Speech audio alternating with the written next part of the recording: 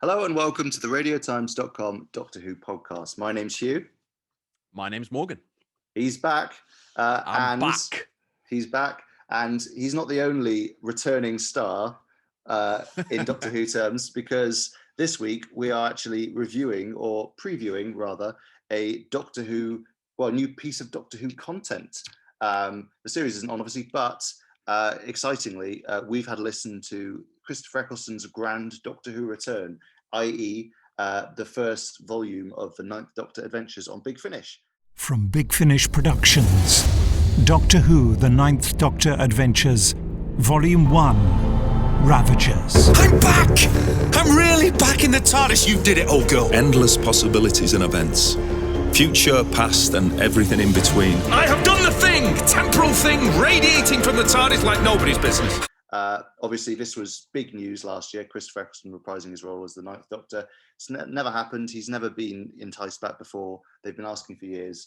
So yeah, it's pretty exciting. I remember when this was first announced, you and I were just absolutely floored because it just didn't seem like something he'd do, right?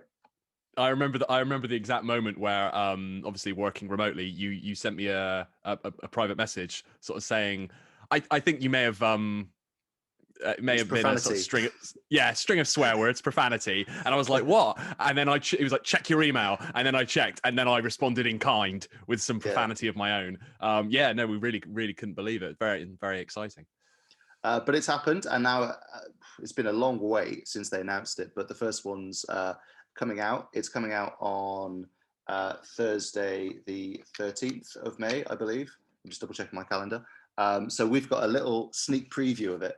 So we have both listened to the first episode of the first volume, which is called, the volume's called Ravagers. The episode is called The Sphere of Freedom, which is very Doctor Who-y. And then the second and third episodes are Cataclysm and Food Fight. I think that's all of them. Yeah, that's the 3 episodes that are being released at the moment. So far. And then there's about 3 more volumes, I think, officially confirmed, which all have episodes in. We should probably talk about it. So we've promised not to give any spoilers because we're very nice, but we should talk a little bit first about, so Christopher Eccleston's back in the role. This is the big thing about it. Christopher Eccleston back in Doctor Who after, 16 years? Yeah, almost. And I would say pretty good. I mean, it's kind of, that's my kind of, very considered review. Your hot take, yeah. My hot take. But when they kind of first did trailers for the Ninth Doctor Adventures, a little bit of me was like, he doesn't sound quite right. I was like, his voice doesn't sound like how I remember Ninth Doctor. And I don't know whether it was maybe the way that I was listening to it on the headphones or whatever, or just the context not being there for the whole adventure. But when I listened to him throughout the whole thing, I was like, yeah, that's the Ninth Doctor. That he sounds right. There's no like, it's a little like, when you get Tom Baker back or whatever, the Doctor sounds the same. And in my head, I'm picturing 2005 era Christopher Eccleston running around in a leather jacket. Although you said that you thought there were a couple of bits that were a little bit different. Well, I think there's certain moments in this, in Ravagers, where you listen and he sounds exactly like he did in 2005. And like you say, you instantly you can picture him looking as he did then in the leather jacket. And then there's other moments where there are slightly sort of different shades to his performance. I think especially because he's talked about how looking back, he wasn't entirely satisfied with how he played sort of the lighter moments and the bigger moments of the Doctor. He sort of said, I'm more comfortable playing the kind of dark, morose Doctor, the lonely Time Lord. I wasn't so comfortable at the time with the lighter stuff. And I think that's where his performance differs slightly here. I think I think maybe he sounds a bit more comfortable doing that stuff. So that's where his performance differs. But sort of the your general kind of doctorishness that you get here, yeah, in those moments he really does sound exactly as he ever did. Yeah, it's pretty kind of cool actually. Like I got this real nostalgic moment when the opening theme, the 2005 era opening theme started playing, and then Christopher Eccleston's there. I kind of had this little flashback to like being really excited for that first series, and But I will say, for anyone who's looking to do this, it's not. I would say this isn't that similar in some ways to the 2005 era series that he's in. I mean, I think you and I slightly disagree about this, but it's quite a sci-fi story, and the structure, at least of his first episode, is quite like, well, you kind of dropped right in. You're dropped right into this adventure. It feels more like you're listening to, you know, almost like episode 3 of something, which is kind of it's a choice, a stylistic choice. That basically you kind of get dropped into the thick of it, and then gradually you find out how the Doctor and his sort of one-off companion Nova ended up in this sticky wicket. But it's not even that. It's more like, it's not like, oh hi, I'm Christopher Eccleston's Doctor. He's back. You know, he's doing his thing. Here's a simple way we're going to reintroduce you to him. It's more like, this is volume 63 of the Ninth Doctor Adventures. Get on board. You know, I mean, what do you think? Yeah, no, I agree. Like, I wouldn't go so far as to say it lacks kind of occasion, because it certainly doesn't, because it's still, ultimately, it's still Christopher Eccleston back as the Ninth Doctor. I don't think there could ever lack occasion. I mean, it kind of makes its own occasion, doesn't it? Just by existing. Yeah, no, exactly, which is maybe why they felt it didn't need kind of extra frills on top of it. But definitely, like, it's a choice they make to, again, not straying too far into spoiler territory, but this first story, Sphere of Freedom, you are kind of thrown right into the middle of the action. It is a bit of a whirlwind. It's a bit of a mad story, and there's kind of jumping about in time, not just time travel, but you know, the story is told initially, at least, in kind of non-linear fashion. I don't think that's a huge spoiler to say that. So you are kind of thrown into the middle of the adventure, which is interesting. There's no kind of, I almost expected, maybe this is like the obvious way to go, and this is why I'm not a writer. This is why I'm not employed by Big Finish. But I think the obvious way to go would be you open with like a big grand comeback scene for the Ninth Doctor, and instead you're more just, as you say, just kind of thrown into the thick of it. There's the feeling this is just one of his many adventures, which is interesting. I guess that's kind of what they're trying to do with this series, isn't it? They're trying to say, we never had the grand, you know, arc of the Ninth Doctor in a way. We never had the years of, you know, adventures and time travel that we would have hoped for, we expect with like any Doctor.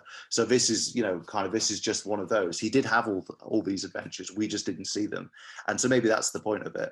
I do agree though, like, it's kind of, you are thrown in, and I don't think it's necessarily a bad thing. I think it's like we've said, it's definitely a choice. But then I guess maybe if you look at it from the other perspective, if you had this kind of like the classic Doctor Who, ordinary person in trouble, walking along, things are going weird, suddenly the Doctor comes in. They kind of did the perfect version of that in Rose. And I feel like what's the one thing you don't necessarily want to do is do the exact same introduction again. Maybe it's kind of the opposite. It's like, this, we've been waiting so long to see this Doctor again. Let's just start with him. Let's just, you know, he's right there from the off. So you can see why. It's just, I agree with you. I was sort of surprised by how quickly it kind of drops you right in the story. I think it's interesting as well. You know, you said that it's not that similar to series 1. That, you know, the way in which the story's told and the style of it. Listening, I was kind of struck by how much it is and how much it isn't like the Ninth Doctor TV adventures that we're more familiar with. So, you know, at least in what we've heard so far, it's not, as you say, it's quite sci-fi. It's not set primarily on kind of modern day Earth, which you associate a lot with the Ninth Doctor. Obviously, there's no Billie Piper as Rose, which was a constant. That's true. Throughout the Ninth Doctor's era. So you're missing that. So in that sense, yeah, it is very different. But actually, it's set on the Sphere of Freedom, which, you know, the Ninth Doctor famously did not visit any alien planets. I'm sure he will go on to in future Big Finish adventures, but famously he only visited Earth and sort of satellites and platforms and that kind of thing. I think because there was a fear at the time that visiting an alien planet would be too alienating, no pun intended, for BBC viewers. And also I don't want to give too much away, but the threat has certain similarities, I would say, to another monster from a series 1 episode. There's an idea of, this isn't giving anything away because it's in the synopsis, but there's this concept of a kind of games business empire, which put me in mind of the kind of reality TV of you know, Satellite 5 from series 1. There's a joke which is very similar, isn't there, in that as well, where the Doctor kind of mentions a few games that he's played, which are like in a similar way to how he talks about I watched, Bear With Me or whatever it was called, where Yeah. they have to live with a bear. There's a similar kind of gag to that in this. Yeah. So it's certainly, I would say, more sci-fi, more alien in certain ways than what we would, I guess, assume, the kind of things you would associate generally with the Ninth Doctor's era. But then again, there are certain things that do feel very 2005 in a good way. I know what you mean. I guess maybe what I kind of maybe thought was, in a similar way to how in 2005 Doctor Who was rebooted and brought back, I thought maybe this would be kind of, well, I kind of knew this wouldn't be the case because obviously the synopses and so on had already been released. But I did wonder whether they were maybe going to try and go for something a bit more grounded for these first stories, because that's kind of so what the Ninth Doctor was like, but also because I feel like there's going to be a lot of people listening to this who maybe hadn't picked up a Big Finish story before, or who hadn't for a long time anyway, or maybe only picked up a few bits and bobs here. People who are big fans of Christopher Eccleston and who are like, I'm going to come back for this. And so I was interested that they kind of decided to go. So it's not exactly hard sci-fi, it's a pretty fun, accessible story, but it's not set on Earth. It's not involving this kind of ordinary world that's slightly twisted. It's actually quite an alien world that is being changed. And there's a lot of sci-fi stuff. There's about 2 or 3 different sci-fi concepts in there at the same time. It's classic Big Finish. I'm just interested that they kind of went straight in with that. Like I said, I could have imagined it being volume 3. I guess it is about striking that balance, isn't it? In the sense of like you said before about that, why do the grand, like you say, why do the kind of classic veering on cliched scene where there's someone in trouble and the Doctor comes to their rescue, like when the episode Rose did that so well. I guess similarly, you want to recapture some of that Ninth Doctor era feel, but you don't just want to repeat what that era did and did so well. I guess the great thing about having Christopher Eccleston back is that you can do new things with the Ninth Doctor, and you can take the Ninth Doctor in new directions and see him go on the kind of adventures he never did on TV. So to an extent, this isn't set on, I'm going to say present day Earth, but I guess it would be 2005 Earth. And it's actually a historical. No, it's not set then. It's not as grounded as you might expect from some of the Ninth Doctor's TV adventures. It is a bit more of a kind of wild sci-fi adventure. But then maybe that's a good thing in that we're getting to see the Ninth Doctor tackle different types of stories. I'm quite excited. I think some of the best Ninth Doctor stories on TV were the historical stories, the Unquiet Dead and Empty Child Doctor Dances, and so I'm really excited to see. I mean, that is something we did see, but I'm excited to see the Ninth Doctor visit new periods of history and take on different types of stories. And this is definitely like a type of, as I said, there are certain things that harken back to Series 1, but in certain ways it does push the Ninth Doctor's era into new, unexplored directions, which I guess is really, that is ultimately what you want to do now you've got Eccleston back. Definitely. I mean, a counterpoint to what I was saying is that maybe the obvious thing to immediately do would be to do something that people say famously was lacking in his era, which was the sort of outer space, alien planet sci-fi romps. Like, you're immediately setting out your stall and saying, the things that series didn't do, that's what we're going to do. So, from that perspective, you can totally see why they went in the direction that they did. I mean, it's really difficult to talk about this without doing spoilers. I mean, because I'm not sure what constitutes a spoiler. So we'll just err on the side of caution. We'll be very careful. One thing I will say as well is, in terms of talking about wanting to expand an era, I mean, even, this is especially kind of pertinent here because the Ninth Doctor's era was one of the shorter ones. But I think that's always kind of been the Big Finish ethos, the Big Finish edict, that they want to kind of expand on the Doctor's eras. So, not just literally in terms of giving them more stories, but maybe exploring sides of that Doctor or that we hadn't seen on TV, or giving them types of stories they hadn't had before. So like, I know, like early on there was historical adventures for the Sixth Doctor, and the Sixth Doctor got to meet the Brigadier and do all these sort of things that he didn't do on TV. But also, Colin Baker's Sixth Doctor got to explore.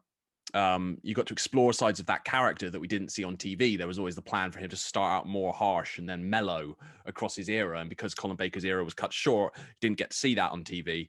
And so you got to see that play out in Big Finish. And so the character changed and Colin Baker's performance changed as well. So going back to what we were talking about earlier about Christopher Eccleston's performance at some points being very similar to what we're used to, and at some points being different. I don't think that's necessarily it's not a bad thing, because it's not purely about replicating what we had in 2005, because what would be the point? You can still go back and watch those episodes. It's about pushing things in new directions. Definitely, yeah.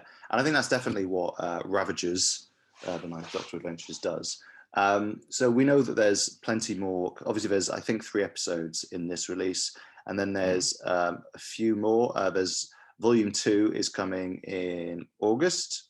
Then Volume 3 is in November. So then Volume 4, there's a Volume 4 as well announced, which is going to be February next year. So fans are going to have plenty more. All of a sudden, you're going to be inundated. It's going to be about a series worth, I think. 4 times 3, yeah, about 12. So yeah, about 12 episodes. Which was apparently his request, I think. They met.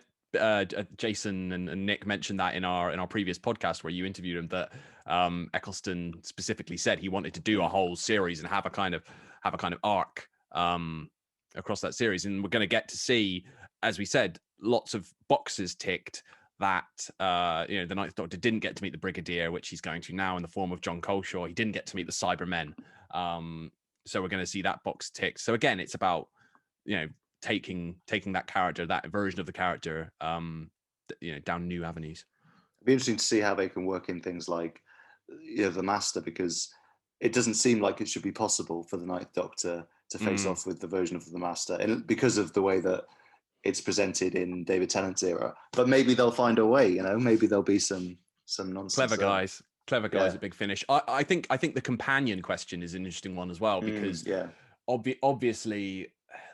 You don't want to do anything, and I'm sure Big Finish won't do anything that takes away from the importance of the arrival of Rose as a character. The whole notion of the Ninth Doctor being the lonely god and being battle scarred and so on, and Rose being the one who kind of brings him back to being, almost said human then, but being back, bringing him back to being the Doctor that we kind of know and love, and then he's reborn as the 10th Doctor, who's a more kind of classic Doctor in that sense. So it's actually a really nice arc across the Ninth Doctor's era.